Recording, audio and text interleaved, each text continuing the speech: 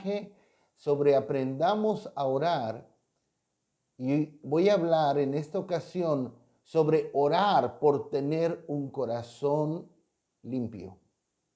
Pero antes quiero hacer un muy breve resumen de algo de lo que hemos dejado ya establecido. El Señor nos dice en Santiago 5:16 que la oración eficaz del justo puede mucho. Por eso es que el enemigo hace todo lo que puede para atacar la vida de oración del creyente. Básicamente de dos formas. Distracciones. Nos bombardea de distracciones en muchísimas formas. Redes sociales, películas, series, juegos de video, etc. Muchos creyentes, muchos siervos de Dios, que eran hombres o mujeres de oración, terminan su día pasando valiosos minutos y a veces hasta horas en este tipo de distracciones y ya no oran. Otra forma en que el enemigo ataca la vida de oración del creyente es contaminando la oración, con enseñanzas y doctrinas que la infectan, la intoxican, enseñándoles a orar, si a eso se le puede llamar orar, de una manera incorrecta, declarando, decretando, cancelando, orando cosas incorrectas, contrarias a lo que Dios quiere, buscando meramente satisfacer sus puros deleites, como habla Santiago 4:3. Así que debiéramos aprender muy bien lo que Jesús nos enseña en Lucas 18:1, la necesidad de orar siempre y no desmayar.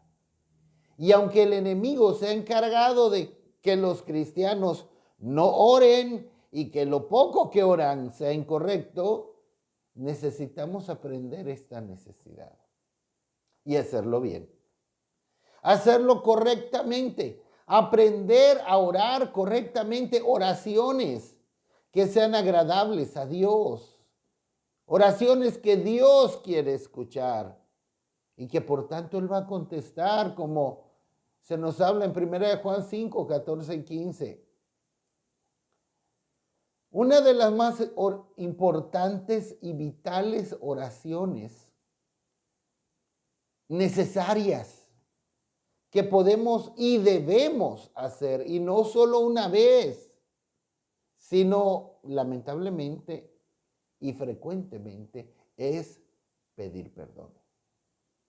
Pedir perdón a Dios, como Jesús nos enseña, como parte del Padre Nuestro en Mateo 6:12 y en Lucas 11:4. Y esta no es una oración que tengamos que hacer solamente una vez en la vida, cuando nos convertimos, cuando apenas nos entregamos al Señor, sino lamentablemente es una oración que tenemos que hacer constantemente. Pero atención, no a la ligera. Es una oración que tiene que salir de un corazón que se siente avergonzado,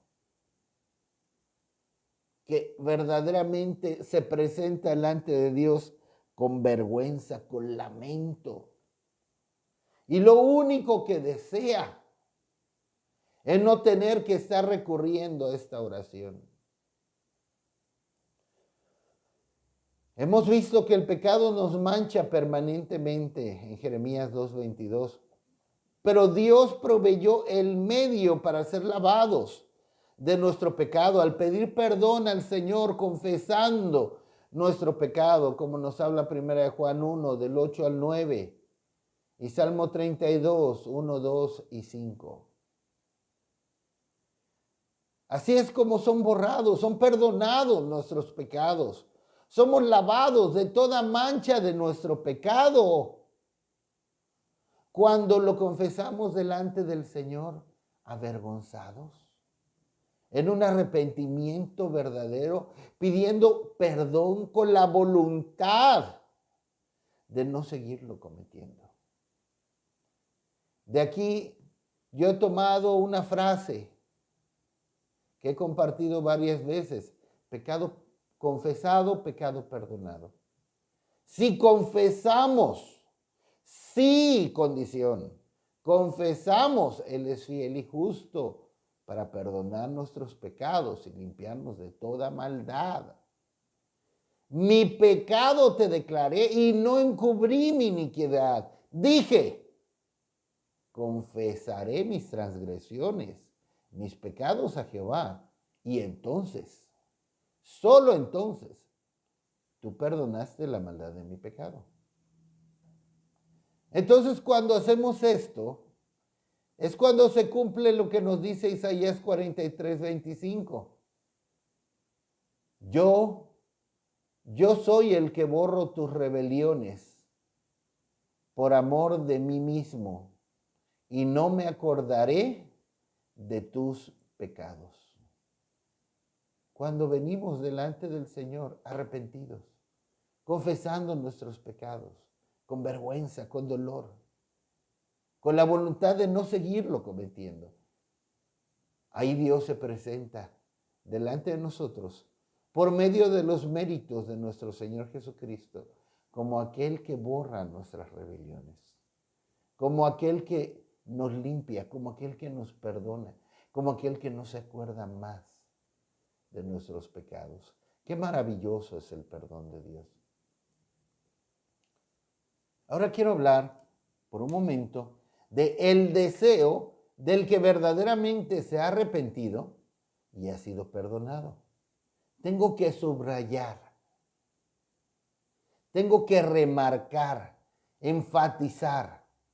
Cuando pedimos perdón a Dios, verdaderamente arrepentidos, verdaderamente avergonzados, hay efectos.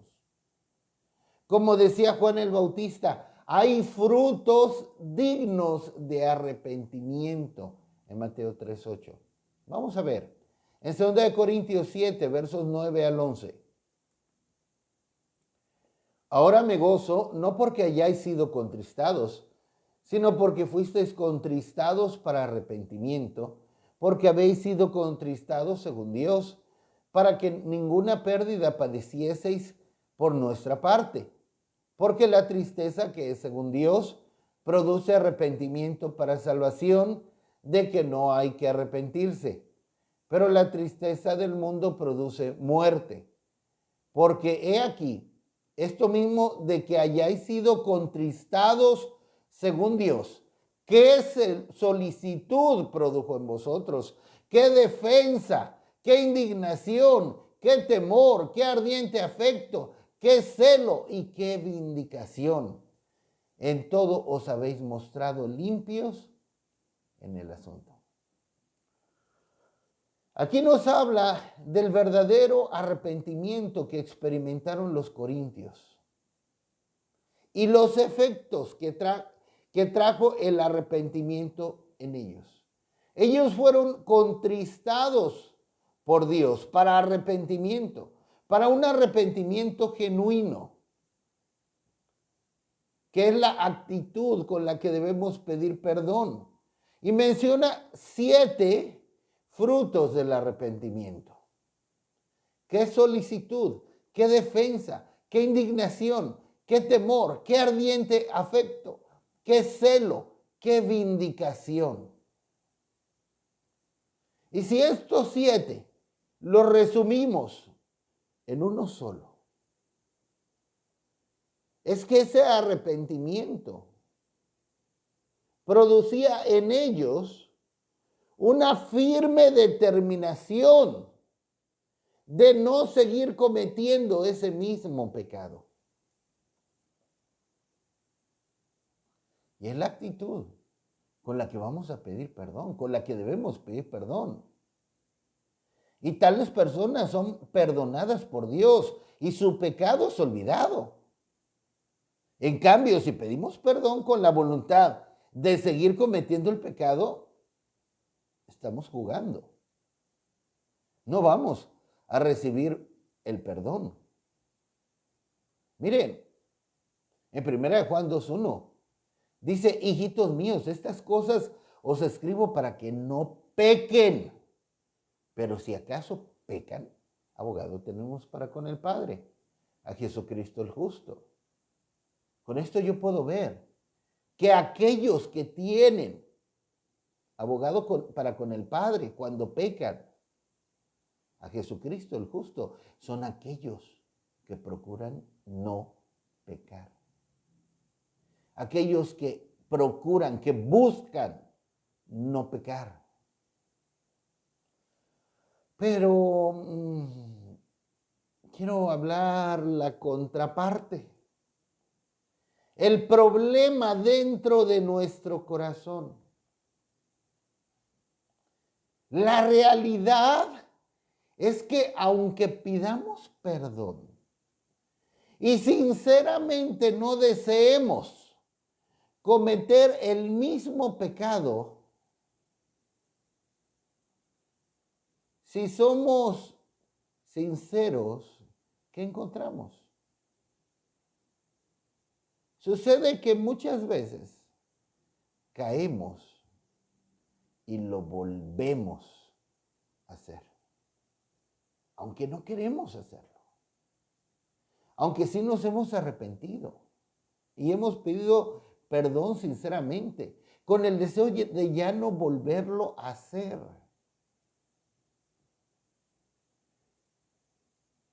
Resulta que hay veces que sucede. ¿Cómo es esto? Pablo escribe, veamos en Romanos 7, 15 al 21. Porque lo que hago no lo entiendo, pues no hago lo que quiero, sino lo que aborrezco, eso hago. Y si lo que no quiero, esto hago, apruebo que la ley es buena, de manera que ya no soy yo quien hace aquello, sino el pecado que mora en mí. Y yo sé que en mí, esto es en mi carne, no mora el bien. Porque el querer el bien está en mí, pero no el hacerlo, porque no hago el bien que quiero, sino el mal que no quiero, eso hago. Y si hago lo que no quiero, ya no lo hago yo, sino el pecado que mora en mí. Así que queriendo yo hacer el bien, hallo esta ley, que el mal está en mí. Amén. Tales personas reciben el perdón de Dios. Cuando vienen a Él arrepentidas, pidiéndole perdón. Y esto es para llevarnos a una segunda oración importantísima y clave que debiéramos hacer. Pero entendamos, Pablo menciona que él no entendía. No entiendo. Porque lo que aborrezco, lo que no quiero hacer, eso hago. Lo que aborrezco, lo que sinceramente aborrezco y no quiero hacer, termino haciendo. Eso hacía. Y encontró por qué sucedía eso. Dice, por el pecado que mora en mí. Y recalca, en mi carne no mora el bien. El pecado mora en mí. Y lo que aborrezco, lo que no quiero hacer, lo que me da tanta vergüenza, lo que ya le he pedido perdón a Dios con el deseo de no seguirlo haciendo, caigo y lo vuelvo a hacer. Pablo está hablando que no hacía el bien que él quería, sino el mal que no quería hacer. Pero no él, sino el pecado que moraba en él. Y concluía, el mal está en mí. Y nuevamente, tomen nota de esto. Este verso no lo debiéramos tomar para justificarnos de nuestras vidas pecaminosas, porque estaríamos pecando voluntariamente. Pablo está hablando como alguien que está haciendo algo que aborrece, no que disfruta, no que ama, no que él mismo busca, sino algo que él aborrece, algo que él odia, algo que le da mucha vergüenza, algo que él no quiere hacer.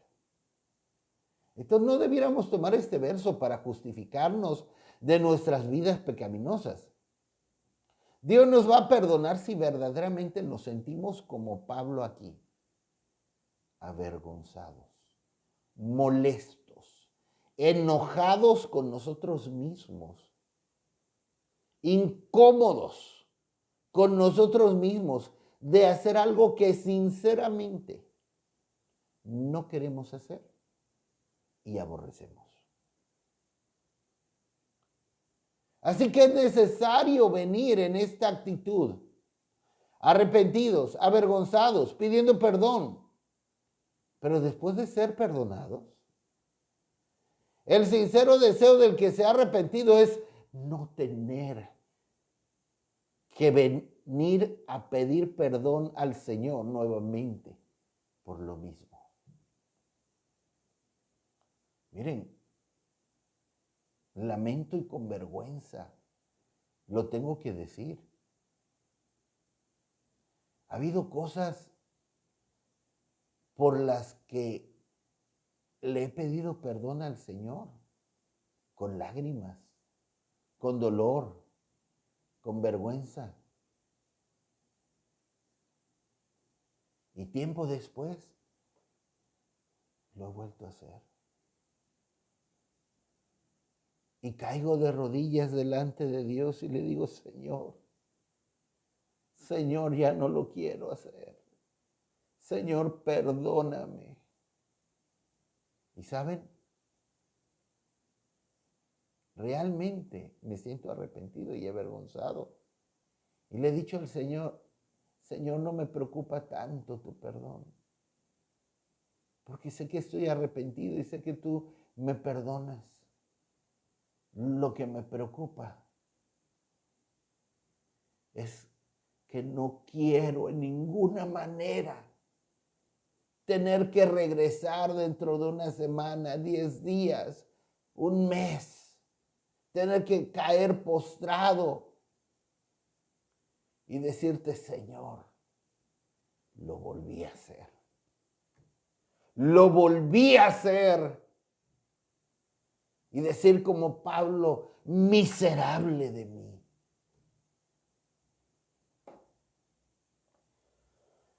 Pero ¿dónde dice Pablo que está el problema? Decía que él hallaba que el mal estaba en él. Y de la misma manera, el mal está en nosotros, en el pecado que mora en nosotros. No es el diablo. No es que tampoco estemos endemoniados o demonizados. Bueno, podrá haber casos que sí. Pero el pecado que mora en mí no está hablando de un demonio. No está hablando del diablo. Y mientras el pecado more en nosotros, seguiremos pecando. Seguiremos haciendo el mal que aborrecemos y no queremos. Y ojalá y lo aborrezcamos y no queramos hacerlo. Pero ¿cómo es eso que el pecado more en nosotros? Jesús habló de ello en Marcos 7, 21 al 23. Porque de dentro del corazón de los hombres salen los malos pensamientos, los adulterios, las fornicaciones, los homicidios, los hurtos, las avaricias, las maldades, el engaño, la lascivia, la envidia, la maledicencia, la soberbia, la insensatez, todas estas maldades de dentro salen y contaminan al hombre. ¿Es muy claro? Este es el pecado que mora en nosotros, que mora en nuestro corazón. ¿Por qué el hombre o la mujer miente? Porque la mentira está en su corazón. ¿No es lo que dice el Señor? ¿O lo estoy inventando yo? ¿Por qué el hombre o la mujer no perdona, sino que guarda rencor? Porque hay rencor en su corazón. Tiene un corazón rencoroso. ¿Por qué el hombre o la mujer tiende hacia el pecado sexual? Como al adulterio, la fornicación, actos sexuales contra naturaleza, pornografía, masturbación. ¿Por qué? Porque eso hay en su corazón. ¿Por qué el hombre o la mujer tiende a la corrupción, al soborno, a burlar la ley? Porque eso está en su corazón. Tiene un corazón corrupto.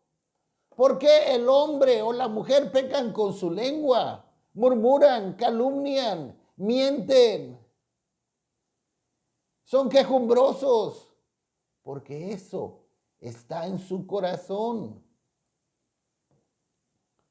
El pecado mora en el corazón del hombre. Y mientras ese pecado esté en nuestro corazón, tendremos una fuerte tendencia.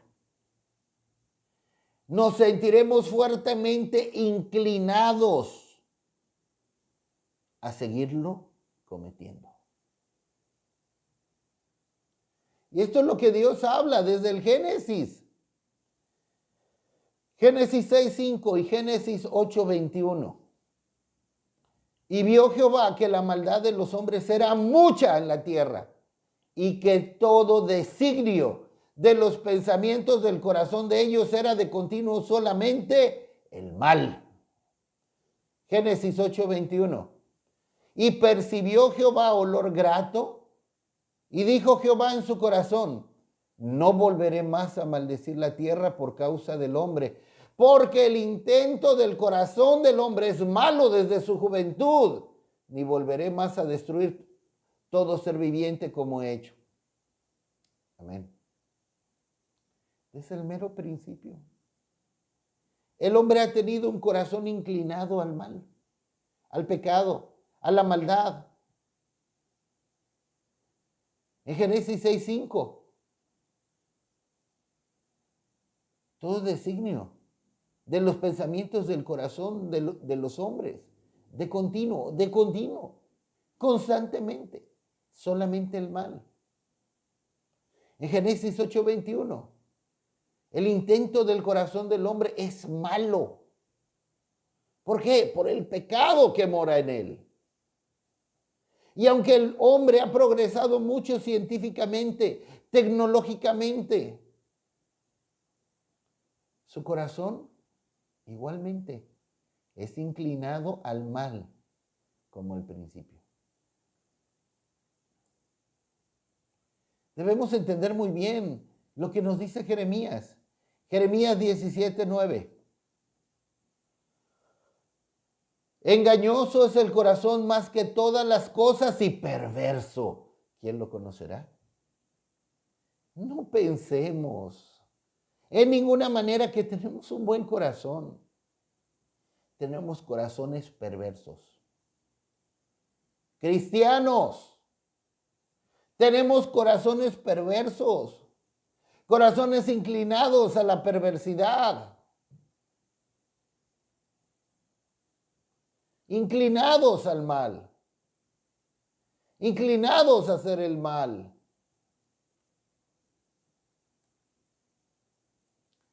Santiago lo dice ligeramente de otra manera, pero lo explica un poco más. En Santiago 1, del 13 al 15. Cuando alguno es tentado, no diga que es tentado de parte de Dios, Porque Dios no puede ser tentado por el mal, ni Él tienta a nadie, sino que cada uno es tentado cuando de su propia concupiscencia es atraído y seducido. Entonces la concupiscencia, después que ha concebido, da a luz el pecado, y el pecado, siendo consumado, da a luz la muerte. Amén. Dios no es el autor de la tentación. Él no nos tienta. Y sí, ciertamente, aunque Satanás es llamado el tentador, según Mateo 4, del 1 al 3, según 1 Tesalonicenses 3, 5, el problema más que el tentador es nuestra propia concupiscencia.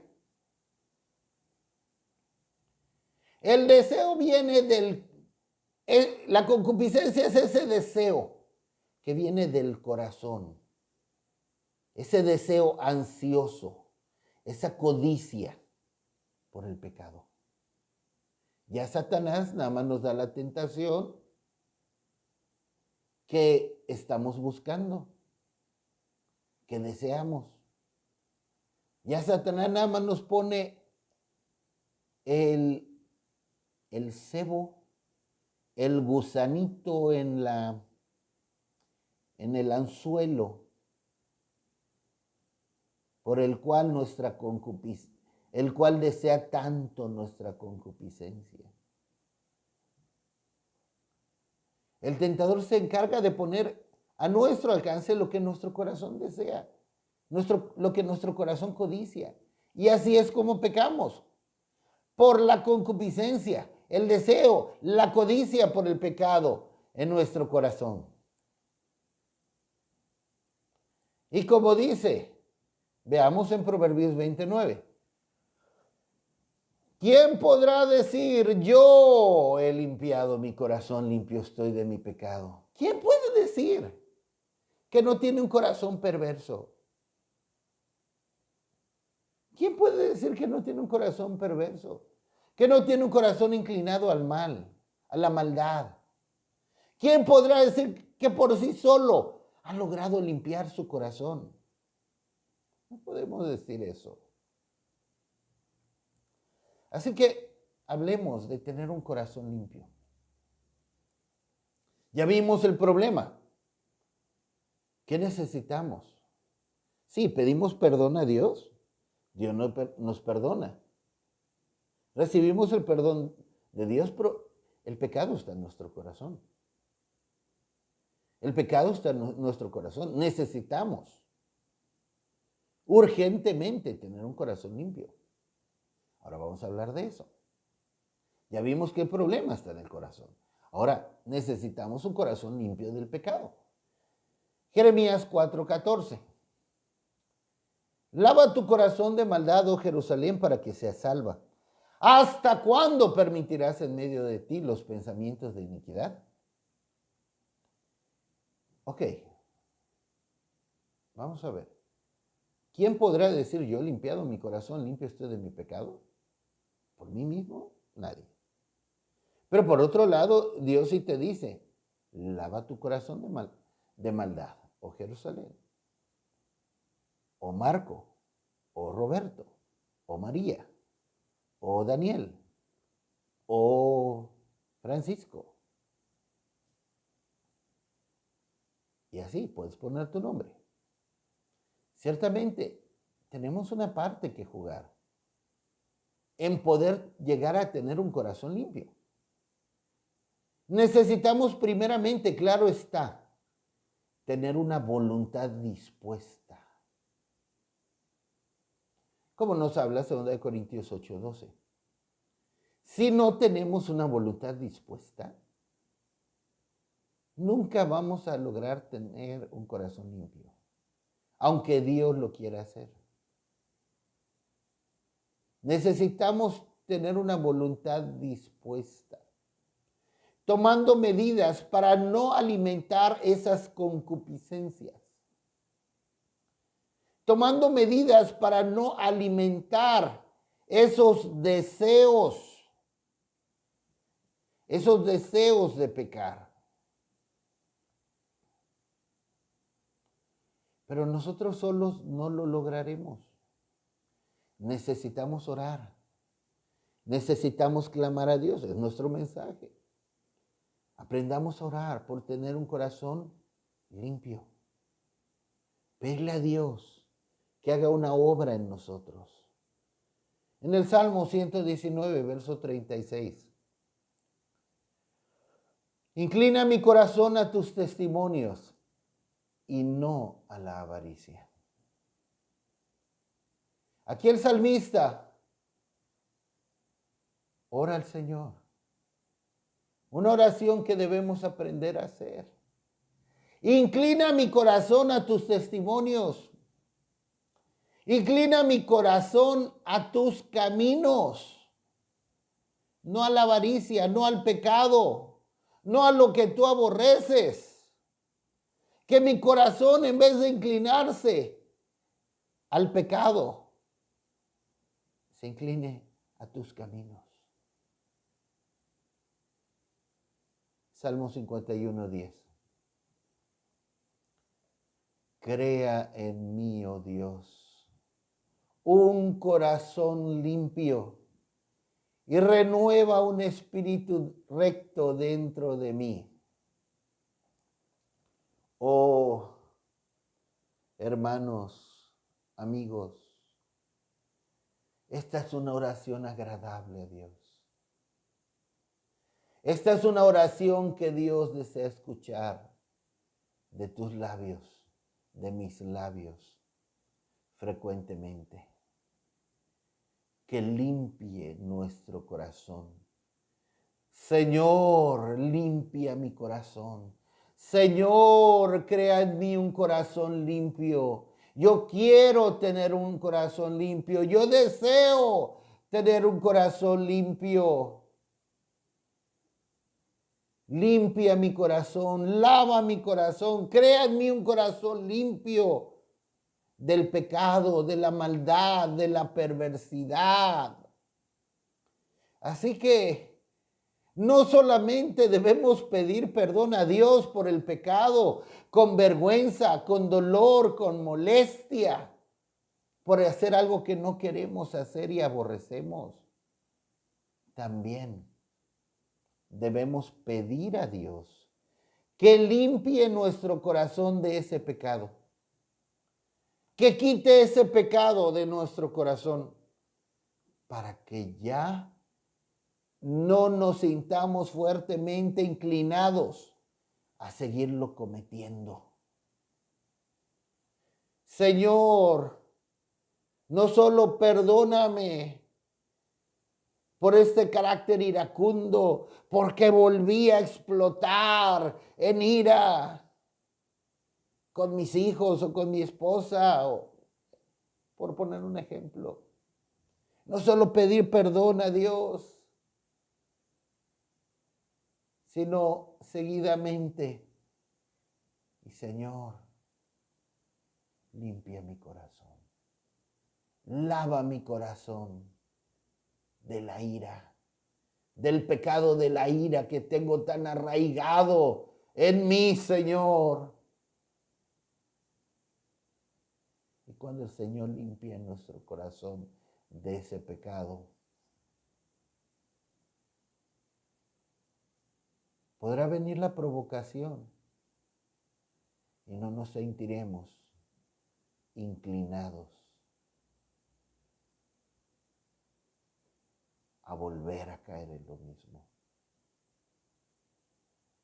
Entonces no solo perdóname, Señor, sino lava mi corazón de este pecado. Entonces el Señor nos promete, si ven nosotros este fuerte deseo y clamor, nos promete lo que tenemos en Ezequiel 36, versos 25 y 26. Esparciré sobre vosotros agua limpia y seréis limpiados de todas vuestras inmundicias y de todos vuestros ídolos os limpiaré, os daré un corazón nuevo y pondré espíritu nuevo dentro de vosotros y quitaré de vuestra carne el corazón de piedra y os daré un corazón de carne. Aleluya. Cuando el Señor limpia nuestro corazón de este de ese pecado por el cual le hemos pedido perdón y le hemos pedido que nos lave nuestro corazón de él, cuando nuestro corazón ha sido limpiado. Aunque el tentador nos ofrezca ese pecado en charola de plata, en charola de oro, no nos sentiremos tentados o atraídos a ceder. Estaremos como inmunizados a ese pecado. Así que aprendamos a orar. Aprendamos a hacer oraciones bíblicas. Aprendamos a orar como se nos enseña y vemos en la Escritura. Sí, perdona nuestros pecados, Señor, pero también crea en mí, oh Dios, un corazón limpio. Renueva un espíritu recto dentro de mí. Aleluya.